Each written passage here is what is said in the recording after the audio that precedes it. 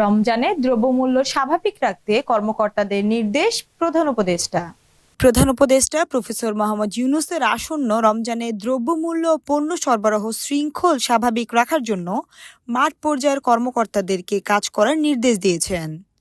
সোমবার প্রধান উপদেষ্টার কার্যালয় থেকে এক ভিডিও কনফারেন্সের মাধ্যমে 4টি বিভাগের 31টি জেলার কর্মকর্তাদের সঙ্গে আলোচনায় যুক্ত হয়ে এই নির্দেশ প্রদান করেন তিনি।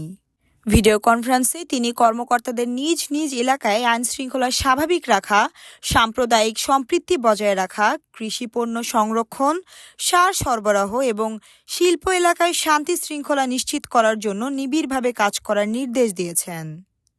ঢাকা, চট্টগ্রাম, ময়মনসিংহ ও সিলেট বিভাগের কর্মকর্তারা এই ভিডিও কনফারেন্সে যোগ দেন।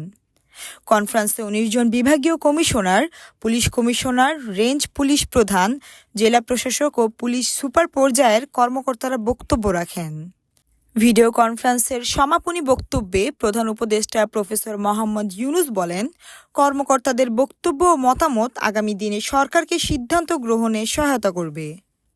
এটা আমার জন্য প্রথম সুযোগ ছিল আপনাদের সঙ্গে কথা বলার। অনেক কিছু শিখলাম, অনেক বিষয় নিজেকে অবহিত করলাম। এটা আমার কাজে সহায়ক হবে, বলেন প্রধান উপদেষ্টা। তিনি বলেন, সামনেই রমজান আসছে।